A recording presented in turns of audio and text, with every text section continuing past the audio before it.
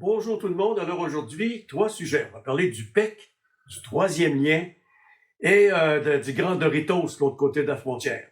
Gang de misérables, d'imbéciles heureux, menteurs, vous mentez comme vous respirez. Steven Guilbeault, tu vas faire comme ton ami Pablito. Hey, les journalistes qui trouvent jamais personne qui est contre la vote contournement avec des arguments qui ont du bon sens, écoutez-moi. La fonction publique est un monstre qui se nourrit de lui-même. On coupe dans l'éducation, on coupe dans la santé, on coupe dans les services à la population. Je suis payé, moi, pour être incompétent. J'avais une belle gang de fonctionnaires à Québec au gros salaire qui se pognent le moine à pleine journée. Maintenant, Donald Trump. Hey, le gros épais. Ces commentaires sont directs et il n'a pas la langue de bois. Voici le commentaire de la semaine de Daniel Poulain. Alors, on commence par le PEC, le programme d'expérience québécoise. Un programme qui fonctionne très bien, qui va très bien. Et là, tout à coup, notre ministre, Roberge, décide que non, on va remplacer ça par d'autres choses. J'ai pas trop compris ce que c'était exactement, mais c'est une histoire d'invitation, de ci, de ça. Et vous avez sûrement vu aux nouvelles que tout le monde partout conteste cette décision et disent, écoutez, là, au moins amenez une clause grand-père. Moi, je dirais même pas de clause grand-père. Oubliez votre nouveau projet parce que ça tient pas debout. Ces gens-là qui sont venus ici sur le PEC, pour plusieurs, ont été recrutés. Alors, quand vous recrutez, naturellement, vous faites des promesses, un petit peu. Et ces gens-là viennent ici. Il y en a dans ces gens-là qui ont suivi un cours très intensif pour apprendre la langue française, pour être francisés. Ce sont des gens qui ont emmené leur famille, qui payent des impôts, qui travaillent dans des entreprises qui, voyant que maintenant, ils vont être dans une espèce de purgatoire, on ne sait pas trop quoi, et ça met tout le monde mal à l'aise. Ça démontre, puis c'est pas tout. Le Roberge, là, il y a aussi son projet de constitution, qu'il n'y a pas personne qui en veut. Et là, moi, l'impression que ça me fait, c'est que la CAQ, présentement, est un parti qui sait qu'il va perdre ses élections, peut-être sur une descente aux enfers. Alors là, ils espèrent nous laisser un quelconque héritage de toutes sortes de choses dont on ne veut pas. Alors le PEC, là, mon ami Roberge, laisse le PEC tel qu'il est, ça va bien, puis tout le monde est heureux. Là, tu as mis tout le monde en maudit, c'est tout ce que tu as réussi à faire. Maintenant, le troisième lien. J'écoutais Bernard Drinville l'autre jour qui disait que lui était le candidat du vrai monde, puis là, il va travailler pour le vrai monde, le monde qui travaille, le monde qui paye des impôts. Et puis là, qu'est-ce qu'il fait? Il s'en vient nous garrocher en pleine face encore le troisième lien entre Québec et Lévis. Et pendant ce temps-là, puis ça, c'est un projet à coup de milliards, je vous le signale.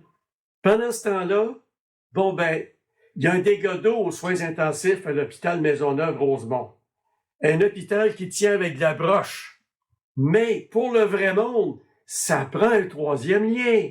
On commencera pas à faire des choses pour le bon monde. Ben non, ça prend un troisième lien pour pas que les fonctionnaires soient pris dans le trafic. Ben non. Il y avait une étude qui est sortie qui a révélé que sur 18 États qui avaient été analysés, on était, nous autres, en bas de 13 un peu partout. Alors, on a le moins de médecins par 1000 habitants, on a le moins d'infirmières par 1000 habitants, puis là, avec le PEC qui veut canceller, Roberge, brillant comme il est, avec sa bande de fonctionnaires brillants comme ils sont, décide que ces gens-là ne vont plus travailler dans le système de santé. La personne en question, dans son rapport, dit « Le système de santé au Québec est extrêmement fragile. » Ben, il est fragile parce qu'on s'en occupe pas. Savez-vous que le Québec, sur 18, est 17e quant au nombre de chambres disponibles par 1000 habitants? Mais il y a des bureaux, par exemple, dans l'hôpital. Mettez-en qu'il y a des bureaux pour se réunir puis décider de toutes sortes de choses dont personne n'a besoin, parce que s'occuper du vrai monde, là, ben selon la CAQ, ça m'en que c'est de s'occuper du troisième lien à Québec. Ça, c'est brillant, c'est intelligent. Il y a d'autres trucs, vous irez voir à Toronto ce qu'ils ont fait au niveau du covoiturage. Ça enlève du monde sur le terrain. Mais je peux vous dire qu'à Québec, je suis arrivé là à un moment donné, dans la deuxième semaine du mois d'août, un mercredi à 11h15, et j'ai resté pris dans le trafic pendant à peu près 1h30 avant de pouvoir mettre mes roues sur le pont Pierre-Laporte. Bon, c'est des choses qui arrivent, mais c'est pas le troisième. Le troisième lien, là, savez-vous ce que ça va régler? Ça va régler, là, les problèmes d'une petite partie de la population. Mais réparer l'hôpital Maisonneuve-Rosemont, c'est 10% de la population du Québec qui passe dans cet hôpital-là, puis il tient avec de la broche, puis il y a des écureuils qui viennent manger le lunch des infirmières. OK? Ça fait que là, Drainville, ton troisième lien, tu peux te le mettre quelque part tant qu'à moi. Bon. Ceci dit, le gros Doritos, sur le côté de la frontière, mais là, lui, il s'en vient complètement, mais là, complètement débile. Il a annoncé qu'il faudrait changer le nom de Penn Station à New York pour l'appeler Trump Station, parce que c'est pas tellement loin de sa tour. Et puis, l'aéroport à Washington, D.C. s'appelle Dulles. Alors là, il faudrait appeler ça l'aéroport Trump. Ah, ben oui, il veut mettre son nom partout, en lettres dorées, s'il vous plaît. Et pendant ce temps-là, il y a du monde qui ont de la misère à manger, il y a du monde qui ne peuvent pas aller à l'hôpital. Vous savez que le seul pays au monde où si vous allez à l'hôpital pour vous faire traiter, vous pouvez vous faire mettre en faillite, c'est aux États-Unis. Ben là, ça va encore pire. Et là, il vient de partir sa compagnie de médicaments. Je ne sais pas si vous avez vu passer ça, ça n'a pas d'allure. C'est que les gars, les journalistes, ils sont perspicaces. Il vous dit, moi, l'Ozempic, là, je vous vendrai pas ça 1300 piastres la dose. Je vais vous vendre ça 189 $ la dose. Mais il finit pas sa phrase. Parce que c'est écrit en petite lettre en dessous que c'est la première commande que vous faites qui va être à ce prix-là. Après ça, il vous montre ça au prix régulier.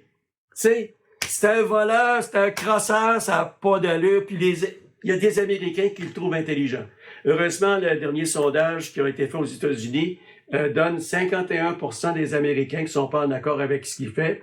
Et ça va continuer de descendre et de descendre et de descendre parce que là, il a coupé les timbres alimentaires, il a coupé dans le Medicare, il coupe partout, mais il va donner des réductions d'impôts à ses amis milliardaires. Oui, ça, c'est Donald Trump. Et finalement, pour parler de Bad Bunny, le petit bonhomme qui a eu son Grammy lors de la cérémonie, lors du spectacle de mi-temps.